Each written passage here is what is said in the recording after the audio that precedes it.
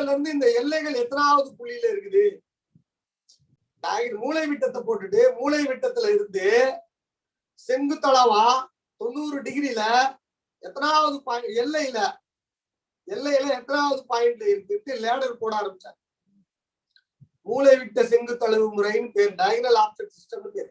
இதனால என்னன்னா இடம் நகராது, ஒளி நகராது, வரப்பு நகராது, வரப்பு நகர்ந்தாலும் வரைபடம் நகராது. எல்லைகளை பிக்ஸ் பண்ணிட்டாங்க. ஒரு ஆங்கர் போட்டு குத்துன மாதிரி லேடர் போட்டு அங்க இருந்து குத்திட்டாங்க. தொலைஞ்சு போனாலும் உருவம் அழிந்து போனாலும் புதியதாக தப்பு இல்லாம பண்ணலாம். இந்த சிஸ்டம் தான் இன்ன வரைக்கும் இருக்குது. இந்த சிஸ்டத்தை 1890களில் அமுல்படுத்த ஆரம்பித்து விட்டார்கள். அப்படி அமுல்படுத்தும் பொழுது நல்லா புரிந்து கொள்ளுங்கள், அப்படி அமுல்படுத்தும் பொழுது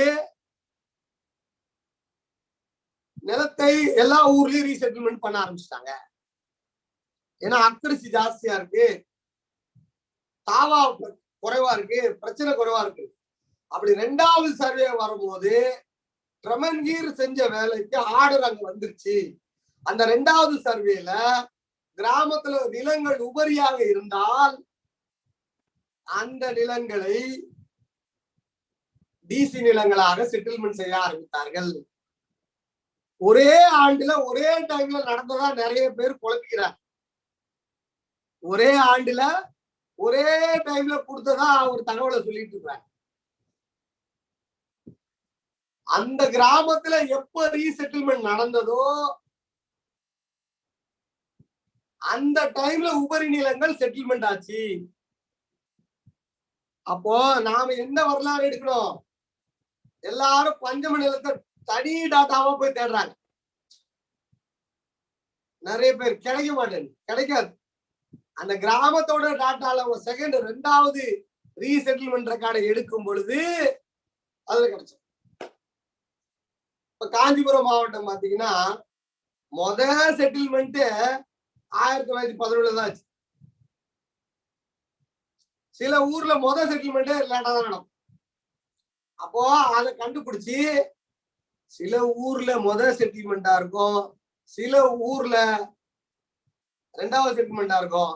ஆனா ஒண்ணு புரிஞ்சுக்கோங்க, கொடுக்குறப்போ நமக்கு நடந்ததெல்லாம் மூளை விட்ட செங்குத்தளவு முறை.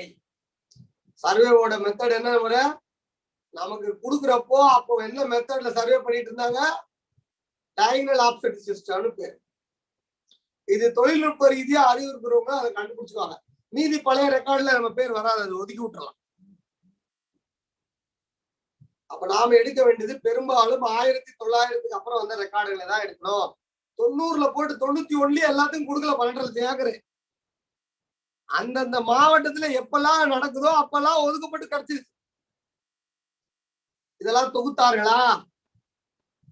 இதெல்லாம் தொகுத்தார்களா என்றால் நம் சமுதாயத்து மக்களே படித்தவர்களே அன்று தொகுக்கவில்லை. இது தொகுப்பதற்கு வெள்ளைக்காரன் மட்டும்தான் தொகுத்தானா ரெக்கார்ட்ல இருக்கு, அவ்வளவுதான். அன்றே தொகுத்திருக்கணும், தொகுக்கல. இது பத்தி பெருசா நாம கவனம் கொள்ளல. அன்னைக்கு தொகுத்து வைத்திருந்தால் பிரச்சனை இருக்காது. 6 சார் முடிஞ்சிருச்சுங்க. 6 சார் 1917 முடியுதுங்க. ரீசெட்டில்மெண்ட் 1917 முடியுது. ஆக 17க்குள்ள நமக்கு கிடைச்சிருக்கோம் தமிழ்நாட்டுல. 17ல நடக்கிறோம்னு சொல்லிட்டு சில கிராமத்துல 18ல நடந்திருக்கும். அதெல்லாம் நீங்க உங்க கிராமத்தோட ரெக்கார்டு எடுத்து உங்களை பொருத்தி பார்க்கணும். நீங்க அல்லது எந்த உங்க கம்பெனி பிசினஸ் பண்ணிக்கிட்டு எந்த தாலுக்கால பஞ்சமில்லையன் கவர் பண்ணணும்னு நினைக்கிறீங்களோ அந்த தாலுக்கால அந்த ஆர்டிஐ போட்டு அந்த வில்லேஜுக்கு RSR எடுக்கும், ரீசெட்டில்மெண்ட் ரெக்கார்டு எடுக்கும். எடுத்தீங்கன்னா நீங்க தொகுத்துட்டு கொண்டு வருவீங்க, நீங்க அலைன் பண்ணுவீங்க, அந்த நிலங்களை ரெக்கார்ட் பண்ணுவீங்க. அதற்கு அப்புறம் 1935க்கு நீதி கட்சி வந்துச்சு. நீதி கட்சிக்கு அப்புறம் 1947 சுதந்திரம் அடைஞ்சிச்சு. அவ்வளவுதான், முடிஞ்சு போச்சு. 2வது செட்டில்மெண்ட் சர்வே முடிஞ்சு. 52, 56ல ஜமீன்தாரி இனாம்தார்ல வெள்ளைக்கார சர்வேவே பண்ணாம விட்டுட்டாங்க இல்லையா? வெள்ளையர்கள் சர்வேவே பண்ணாம விட்டுட்டாங்க ஜமீன் நிலங்களை. அவையெல்லாம் தமிழ்நாடு அரசு 53 to 63 10 ஆண்டுகள் சர்வே பண்ணுது. நல்லா புரிந்து கொள்ளுங்கள். ஜமீன் கிராமங்களுக்கு அப்பதான் முதல்ல SLR வருது. அந்த ஜமீன் கிராமங்கள்ல போய் RSLR தேடக்கூடாது, OSLR தேடக்கூடாது. அங்க அதெல்லாம் கிடைக்காது. அங்க கிடைக்கிறது SLR. முத சுதந்திரம் பெற்ற பிறகு தமிழ்நாடு அரசு பண்ற 13,000 கிலோமீட்டர் சதுர கிலோமீட்டர் சர்வே. சரி, அப்போ அவங்க ஜமீன் நிலங்கள்ல ஒடுக்கப்பட்டவர்களுக்கு டிசி நிலம் கொடுத்தாங்களான்னா கொடுக்கல, தரிசா போட்டு போயிட்டாங்க. நல்லா புரிந்து கொள்ளுங்கள். SLR-இல் தரிசாவே இருக்கும். சுதந்திர இந்தியாவில ஒடுக்கப்பட்ட மக்களுக்கு நிலத்தை இறக்குனாங்களா? இறக்கவே இல்லை. அது தரிசாகவே இருந்தது. 53 to 63 ரெக்கார்ட்ல தரிசா இருந்ததெல்லாம் 70களுக்கு பிறகு கலைஞர் கருணாநிதி, MGR அவர்களால் நிலங்கள் ஒப்படைக்கப்பட்டது. அந்த தரிசுகள் அது இன்னைக்கு நாம அதை கண்டிஷன் லேண்ட்னு சொல்றோம். அது டிசி லேண்ட் கிடையாது. டிசி லேண்ட் என்பது பிரிட்டிஷ் ஆட்சியில பிரிட்டிஷ் சட்டத்தோடு கொடுத்தது. இந்த இடத்துல தரிசாக விட்டதெல்லாம், ஜமீன் நிலங்கள்ல தரிசாக விட்டதெல்லாம் புரிந்து கொள்ளுங்கள். ஜமீன் கிராமங்களில் 70களில் நிலங்கள் கொடுக்கப்பட்ட மக்களுக்கு இறங்குது. ஆக இப்படிதான் எழுதும். அதற்கு பிறகு இனாம் கிராமங்கள் நம்ம சொல்லுவோம். ஜமீன் கிராமங்கள் எப்படியோ அதே போல இனாம் கிராமங்கள், அதுவும் எஸ்டேட் அபாலிஷ்மெண்ட் ஆக்ட்ல சர்வே பண்ணி தரிசில் போட்டுட்டு அதுக்கப்புறம் அவங்களுக்கு நிலங்களை கொடுத்துருப்பாங்க. அதற்கு அடுத்ததாக ஒரு நிலம் இறங்குது 1963ல MI ஆக்ட் படி, மைனர் இனாம் ஆக்ட் சொல்லுவாங்க. MI ஆக்ட், சிறு இனாம் ஆக்ட் படி, மைனர் இனாம் ஒழிப்பு சட்டத்தின்படி செட்டில்மெண்ட் ஆகும். அதாவது வெட்டியா மானியம், தலையாரி மானியம் அப்படின்ட்டு மானியமா இருந்தத அந்த மானியங்களை ஒழிச்சுட்டு அவங்களுக்கு நிரந்தர பட்டாவை கொடுத்தாங்க. பூஜாரி மானியம், மானிய நிலங்கள்னு பேரு.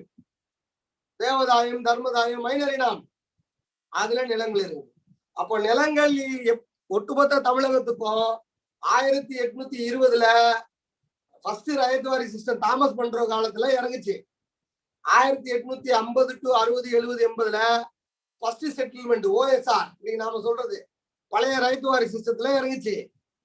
அடுத்து 1917 வரைக்கும், 1901ல இருந்து 17 வரைக்கும் 2வது ரீசெட்டில்மெண்ட்ல இறங்குச்சு.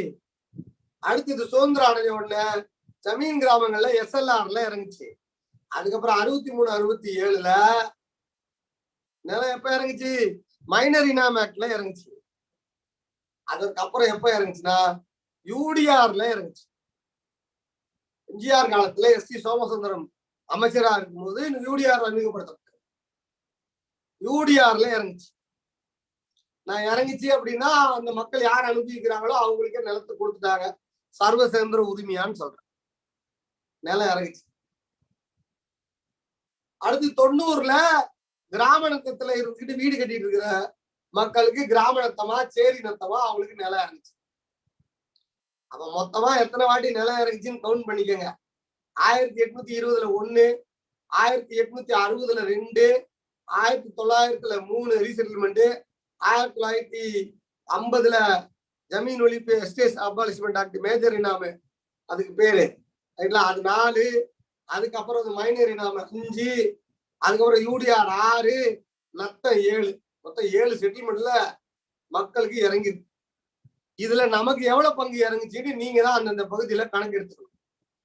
இதுல முதல் செட்டில்மெண்ட்ல நமக்கு பங்கே வரல, 2வது செட்டில்மெண்ட்லயே நமக்கு பங்கே வரல.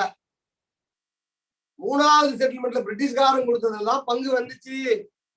அததான் இப்ப காணும்.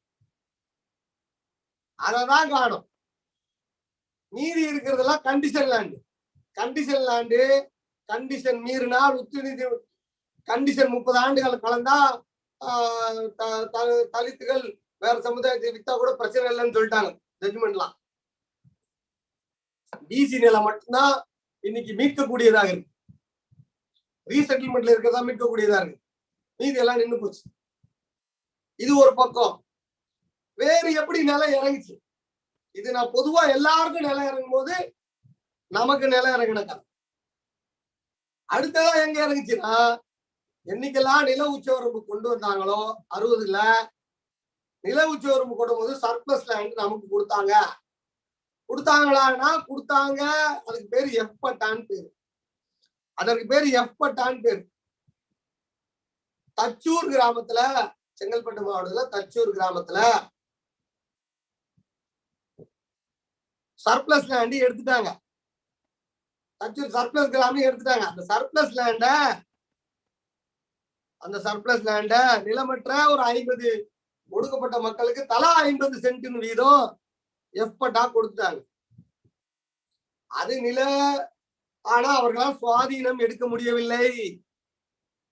அந்த எப்பட்டாதாரர்கள் வைத்திருக்கிறார்கள் எப்பட்டாவை. அவர்கள் சுவாதீனம், ஏன்னா 1970களில் செங்கல்பட்டு தச்சூரோட கிராம கட்டுமானம் எப்படி இருக்குன்னு உங்களுக்கு தெரியும்.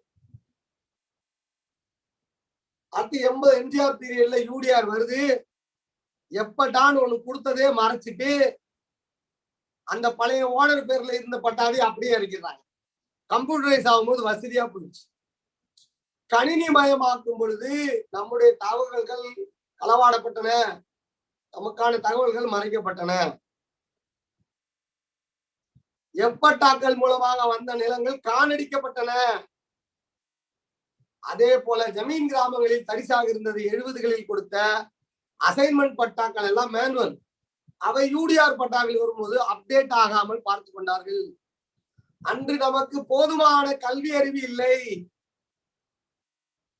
இதை கணக்கிலே ஏற்ற வேண்டும். தூய கணக்குன்னு சொல்லுவாங்க. அதுக்கு பேரு பராமரிக்கின்ற, மெயின்டைன் செய்கின்ற நமக்கு கொடுத்த நிலத்தை கணக்குல ஏத்தணும்னு நாம சொல்லல. நமக்கு தெரியாது. கல்வி அறிவு இல்லை. கல்வி அறிவு 90களுக்கு அப்புறம் தான் விழிப்புணர்வே வருது. 60, 70ல கல்வியை கொடுத்ததுக்கு அப்புறம் தான் 90க்கு அப்புறம் தான் பேச ஆரம்பிக்கிறோம். அதனால 70க்கு முன்னாடி காணாம போனதெல்லாம் போனதுதான். கணக்குல போயிடுச்சு. அதனை எடுத்திப்பது வேலை செய்யலாமா? வேலை செய்யலாம். நேரம் ஒதுக்கி அதெல்லாம் எடுத்து அதை வேலை செய்தால் இது போன்று தமிழகம் முழுக்க நிறைய தகவல்கள் இருக்கிறது. இது ஒரு பக்கம். ஆதி திராவிடர் நலத்துறைன்னு ஒரு டிபார்ட்மெண்ட். அவங்களும் நிலம் இல்லாதவர்களுக்கு, வீட்டு மனை இல்லாதவர்களுக்கு புறம்போக்கை ஒப்படைப்பார்கள். அல்லது தன்னுடைய சொந்த பணத்தை கொண்டு, தன் டிபார்ட்மெண்ட்ல இருக்கிற பணத்தை கொண்டு நிலத்தை பர்ச்சேஸ் பண்ணி அதை பிரிச்சு ஒப்படைப்பாங்க. இப்படியும் நிலம் இறங்குச்சு. இவையும் தூய பட்டாக்கள் ஆகாமையே இருக்குது. எல்லா பகுதிகளிலும் இந்த ஒப்படை பட்டாக்கள் அப்படியே இருக்கு. சிவகாசி பக்கத்துல ஆணையூர்னு ஒரு கிராமம் இருக்குது. 50 அருந்ததியர்களுக்கு வீட்டு மனை கொடுக்கணும். காசு கொடுத்து பர்ச்சேஸ் பண்றாங்க. பர்ச்சேஸ் பண்ணி ஒப்படைக்கிறாங்க. மந்திரி மூலமா, ஒப்படை பட்டா மூலமா அவங்களுக்கு பட்டா கொடுத்துட்டாங்க. பணமும் ஒதுக்கியாச்சு. ஆனா அந்த இடத்த பர்ச்சேஸே பண்ணல கவர்மெண்ட். இடத்த கண்டு போட்டே பிரிச்சு கொடுக்கும். கிரையவே நடக்கல. ஆனா அமௌண்ட் சாங்ஷன் ஆயிடுச்சு. ஒரு லே அவுட் போட்ட மாதிரி சாங்ஷன் ஆயிடுச்சு. கண்ணு தெரியாதவனுக்கு தான் பிச்சை போடுறாங்க. அவன் தட்டிலையும் திருடுறாங்க. ஆக இப்படி இதுக்கு பேர் ஏடி பட்டான்னு பேர். இன்னைக்கு நடக்குது. ஏடி பட்டா வாங்கினால் அது உண்மையாக தூய கணக்குல ஏத்தணும். ஏடி பட்டாக்களில் பிராட் இப்ப நடக்காது. இதுக்கு முன்னாடி நடந்துச்சு. நிறைய கொடுத்ததாக சொல்லப்பட்டது, வாங்கி பண்றதாக சொல்லப்பட்டது. இப்படி இந்த பகுதிகள் எல்லாம் இப்படி இருக்கு. அதாவது பழைய காலத்து தாமஸ் பண்ற ரைட்வாரி சிஸ்டத்துல இருந்து இன்று இருக்கிற ஏடி பட்டா நிலம் வரைக்கும், அசைன்மெண்ட் வரைக்கும் பல்வேறு வகையில இருக்கிற லூப் ஹோல்கள்ல நாம எங்கு பலவீனமா இருக்கோமோ அவையெல்லாம் நீங்கள் தொகுத்தி எடுக்கலாம். அருங்குணம் விநாயகம் அப்படின்னு ஒரு ஐயா, அவர் இப்படி எல்லா நிலங்களையும் தொகுத்து இவையெல்லாம் கணக்கில் எடுங்க அப்படின்னு கோர்ட்ல ஆர்டர் வாங்கி வச்சிருக்காரு. ஆர்டர் நீதிமன்ற உத்தரவுக்கு அரசு இயந்திரம் இன்னும் போகல. அது என்னைக்கு ஆட்சிக்கு நாம போறோமோ அன்னைக்கு அந்த கணக்கை நாம எடுப்போம். இப்பதானே இப்ப பாத்தீங்கன்னா அரசு அரசோட நிலங்களா இருக்கட்டும், இந்து அறநிலையத்துறை அவங்களோட நிலங்களா இருக்கட்டும், இஸ்லாமியர்கள் வக்கப்போடு நிலங்கள் அவங்க நிலங்களை அவர்கள் எடுக்க ஆரம்பிக்கிறார். வன்னியர்கள் அவர்களுடைய நிலங்களை எல்லாம் எடுத்து வன்னியர் பொது சொத்து வாரியன்னு அவர்கள் போட்டாங்க. அதே போல பஞ்சம நிலங்களையும் எப்பட்டாக்களில் இழந்த நிலங்களையும் எங்கெல்லாம் நாம் இழந்திருக்கிறோமோ நாம் எல்லாத்தையும் பட்டியலிட்டு இவற்றை எல்லாம் முதல்ல ஆவணப்படுத்தணும். மீட்கிறது இரண்டாவது. இழந்ததை ஆவணப்படுத்துவது ஒரு வேலை, இன்னும் ஆவணப்படுத்தவில்லை. ஆவணப்படுத்துவது ஒரு நல்ல ஒரு தொழில் முனைவர்களால் தான் முடியும். ஆவணப்படுத்தி அதன் பிறகு இதனை எல்லாம் நிர்வாகம் பண்ணுவதற்கு அரசாலேயே ஒரு பொது சொத்து நல வாரியம் அமைக்க வேண்டும். இதுதான் என்னுடைய நிலம் உங்கள் எதிர்காலம் புத்தகத்துல எழுதியிருக்கேன். தனிப்பட்ட உங்களுக்கு கொடுத்தா எனக்கு கொடுத்தா நாமளும் என்ன பண்ணுவோம், இன்னொரு ஆளுக்கு வித்துட்டு போயிடுவோம். மீட்கிறத பொது சொத்து நல வாரியமா மாத்தணும். 1960களில 67க்கு பிறகு கலைஞர் கருணாநிதி அவர்கள் சர்க்கரை ஆலைகள் நில உச்சவரம்புல எடுத்து நில உச்சவரம்புல லேண்ட சீல் பண்ற. லேண்ட சீல் பண்ண உடனே அவர்கள் அந்த லூப்போல இருந்து தப்பிப்பதற்காக சர்க்கரை ஆலை பர்மிஷன் வாங்கிட்டு வராங்க. சர்க்கரை ஆலை பர்மிஷன் ஆயிடுச்சுன்னா நல்லா புரிந்து கொள்ளுங்கள், சர்க்கரை ஆலை பர்மிஷன் வாங்கிட்டா அவங்க லேண்ட வச்சுக்கலாம். சர்க்கரை ஆலை வைத்திருப்பவர்களுக்கு நில உச்ச வரம்பு கிடையாது. கட்டில்லாத நிலங்களை வைத்துக் கொள்ளலாம் கரும்பு வளர்ப்பதற்கு. அதனால லைசன்ஸ் வாங்கிட்டு வந்துடுறாங்க. அது உச்சவரம்பு தேதிக்கு அப்புறம் வாங்கின லைசன்ஸ். அதனால் அவர் ரத்து செய்யறார். அதை ரத்து செய்ததுக்கு பிறகு அதை ஒடுக்கப்பட்ட மக்களுக்கு சொசைட்டி ஆரம்பிச்சு கொடுக்கிறார். கூட்டுறவு சங்கங்கள் ஆரம்பிக்க சொல்றார். நமக்கு ஒரு 56 சங்கங்கள் கோஆபரேட்டிவ் சொசைட்டிகள் இருந்தது. அந்த கோஆபரேட்டிவ் சங்கம் இருந்துச்சுன்னா அது நமக்குன்னு இருந்த சங்கம் 67 உழவர்கள் சங்கம்னு கங்கை கொண்டான்ல பல்லர்களுக்கு மட்டும் இருந்தது. கங்கை கொண்டான்ல திருநெல்வேலி மாவட்டத்துல கங்கை கொண்டான்ல 67 உழவர்கள் சங்கம் அப்படி அது ஒரு கோஆபரேட்டிவ் சொசைட்டி. அங்கு பல்லர்களுக்கு நிலத்தை அந்த சொசைட்டி பேர்ல கொடுத்தாங்க. அப்படி 56 சொசைட்டி பேர்ல தமிழகம் முழுக்க கருணாநிதி அவர்கள் கொடுத்தாரு. அதாவது சொசைட்டி ஃபார்ம் பண்ணி நிர்வாகம் பண்ணிக்கங்க. 100 ஏக்கர் 50 ஏக்கர் 200 ஏக்கரை நீங்க கோஆபரேட்டிவ் சொசைட்டி பேர் நிர்வாகம் பண்ணி நடத்திக்கங்க. நீங்க உங்களுக்கு மட்டும் ஸ்பெஷல். அதாவது அதை நிறுவனப்படுத்துறார். அது ஒரு குட்டி குட்டி மடம் போல. ஆனால் அந்த சொசைட்டிகள் எல்லாம் எம்ஜிஆர் பீரியட் வந்த உடனே அது கலைக்கப்பட்டு அந்த நிலங்கள் அங்க இருக்கிற ஒடுக்கப்பட்ட மக்களுக்கு பட்டா கொடுத்துறாரு. அது கொடுத்த உடனே அவன் வித்துறான். சொசைட்டி இருந்தா விற்க முடியாது. விவசாயம் தான் பண்ண முடியும். விவசாயம் பண்ணாலும் சொசைட்டில போய் விற்க முடியும். பொருளை தான் விற்க முடியும். அப்போ ஒரு நிறுவனமா ஆகுது. ஒரு ஆண்டர்பிரனர் மையம் வருது. ஒரு தொழில் முனைவு தன்மை வருது. அதை மீண்டும் கொண்டு வர வேண்டும். கலைஞர் கருணாநிதி காலத்தில் இருந்த 56 சொசைட்டிகளை போல இப்பொழுதும் நமக்கு சொசைட்டிகள் இந்த நிலங்கள்லாம் மீட்டு நம்ம எடுத்துட்டு போறதுக்கா? நிலங்களை மீட்டோம்னா அதை பொது சொத்து வாரியத்துக்கோ அல்லது இந்த சொசைட்டி கட்டுப்பாட்டுல கொண்டு வந்துடணும். இது என்ன பண்ணணும்? இந்த தொழில் செய்கின்ற இந்த மக்களுக்கான வேலை வாய்ப்பு, கல்வி, கல்லூரி அதற்கு பயன்படுத்தி சொசைட்டி நடத்தணும். கலைக்கப்பட்டது மாபெரும் பொருளாதார தடை. நமக்கு இன்னைக்கு சொசைட்டி லேண்டா அது இருந்திருக்கும், பயன்படுத்திக் கொள்ளலாம். மீண்டும் கோஆபரேட்டிவ் சொசைட்டி லேண்டாக இப்போ கண்டுபிடிக்கிறத கொண்டு வரணும். அடுத்து அந்த தனிநபர் வித்த அந்த பாலிசியே தவறு.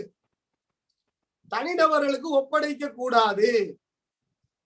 மீட்டெடுக்கின்ற நிலங்களை ஒடுக்கப்பட்ட மக்களுக்கு, தனிநபர்களுக்கு சர்வ சுதந்திர பாத்தியமாய் ஒப்படைக்க கூடாது. மறுபடியும் அது பொது நிலத்துல கலந்துரும். ஒப்படைச்சா பொது நிலத்துல கலந்துரும். முதல்ல வித்துருவான் பத்திராவிட்டு போய். பதிவு செய்யலனா முடியாதுன்னு சட்டம் போட்டா கூட அன்ரெஜிஸ்டர்டா வித்துருவான். அதனால நிலம் என்பது ஒரு லாங் டைம் கோல். நிலம் உங்கள் எதிர்காலம். அது ஒரு லாங் டைம் கோல். அதனால நிலத்தை மீட்பது மட்டுமல்ல, எப்படி மீட்க வேண்டும் என்ற டெக்னிக்கல் அதையும் நான் சொல்லித்தரேன். அப்புறம் அதை எப்படி காப்பாற்றணும் அப்படின்றது சொல்றேன். சொசைட்டி மூலமாகவோ பொது சொத்து நலவாரியம் மூலமாக மட்டும்தான் காப்பாற்றணும். அதற்கான முன்னெடுப்புகளை அரசியல் தலைவர்கள் செய்வார்களா என்றால் அரசியல் தலைவர்கள் செய்வதற்கு கஷ்டம். தொழில் முனைவர்கள் நிச்சயமாக செய்வார்கள். தொழில் முனைவோர்களுக்கு நிர்வாக மேலாண்மை, நேர மேலாண்மை, தொலைநோக்கு பார்வை, ஒரு நிறுவனமயமாக்குதல், நிர்வாகமயமாக்குதல், ஒரு நிலத்தை எப்படி சிஸ்டம் படி நிர்வாகம் பண்ணணும், ஒரு ஆவணங்களை எப்படி ISO ஸ்டாண்டர்ட் படி ஒரு ஆவணத்தை நிர்வாகம் பண்றாங்க, ஒரு 5S படி எப்படி கம்பெனியை மிச்சம் பண்றாங்க, சுத்தம் பண்றாங்க, எப்படி ஒரு மேனுவல் மனித வளத்தை மேம்படுத்துறாங்க, இப்படி எல்லாம். ஏன்னா ஸ்ட்ராட்டஜி போடுறவன் ஒரு தொழில் முனைவர். ஸ்ட்ராட்டஜியே போட தெரியாதவனெல்லாம் நிர்வாகத்துல விட்டீங்கன்னா என்ன ஆகும்? கரெக்டான கொள்கை வரைவுகளை, பாலிசி மேக்கிங்களை தன்னுடைய நிறுவனத்துக்கு செஞ்சு தோத்து விழுந்து மறுபடியும் தோத்து விழுந்து அதுக்கப்புறம் ஒரு வெற்றிகரமான நிறுவனத்தை நிறுவுற ஸ்ட்ராட்டஜி கிரியேட்டர் தான் தொழில் முனைவர்கள். அவர்களுக்கு நிச்சயமாக இது புரியும். அதனால உங்களுடைய கார்பரேட் சோசியல் ரெஸ்பான்சிபிலிட்டியா இருக்கட்டும், நீங்க சமூகத்துக்கு செய்வதா இருக்கட்டும், வேற எதுக்கெல்லாம் நேரம் செலவு பண்ணாம இப்படி ஒருங்கிணைப்பதற்கு நீங்கள் நேரம் செலவு செய்தீர்கள் என்றால் நிச்சயமாக அடுத்த ஒரு 10 ஆண்டுகளில் நிச்சயமாக நிலங்கள் நமது கைகளிலே தவழுவதற்கு வாய்ப்புகள் இருக்கிறது. விழிப்புணர்வு தான் இல்லை, கல்விதான் இல்லை, நிலம் பற்றிய கல்விதான் இல்லை. அதை கொண்டு போய் சேர்க்க வேண்டும் என்று தமிழகம் முழுவதும் சுத்திட்டு இருக்க. வேலை செய்வது, களத்தில் வேலை செய்வது ஒடுக்கப்பட்ட மக்களுக்கு மட்டுமல்லாமல் ஒருங்கிணைத்து அனைத்து தரப்பு மக்களின் நில பிரச்சனையும் சேர்த்து இழுத்து கொண்டு செல்கின்றேன். தலைமை பண்பு கொடுக்க வேண்டும் என்றால் அனைவருக்கும் நாம் கொடுத்தால்தான் நமக்கான பிரச்சனையை நாம் தீர்க்க முடியும். நமக்கு மட்டுமே நாம் கொடுத்தால் நம்மால் தீர்க்க நம் பிரச்சனையவே நம்மளே தனிமைப்படுத்தி விடுவார்கள். அதனால எல்லா நிலங்களிலும் எல்லாருக்கும் பிரச்சனை இருக்கு. அப்ப அதை தீர்ப்பதற்கான ஒரு தொலைநோக்கு வேலையை நான் செய்து கொண்டிருக்கின்றேன். ஆக பஞ்சம நிலங்கள் பொறுத்த வரைக்கும் RSLR இருக்குது. எப்படி எடுக்கணும், எல்லா நிலங்களையும் எப்படி எடுக்கிறோமோ அதே போலதான் எதுவுமே எடுக்கணும். தகவல்களை திருட்டுதல்ல இருந்து, கேட்கறதுல இருந்து, அந்த மனுதாரர்கள்ல வெளியே உள்ள இருக்கிறவங்களை வெளியே கொண்டு போறதுல இருந்து, அதற்கெல்லாம் அரசு துணை வேணும். அதற்கு அப்போ அது கோஆபரேட்டிவ் சொசைட்டியா நிர்வாகம் பண்ணணும். யாரு எடுத்தா யாருக்கிட்ட கொடுக்கறதுன்ற பிரச்சனை இருக்கு. பயனாளி யாருக்கு பிரச்சனை இருக்கு. அப்போ இந்த 56 ஏர்வலர்கள் சங்கம் எப்படி கெடுத்தாங்களோ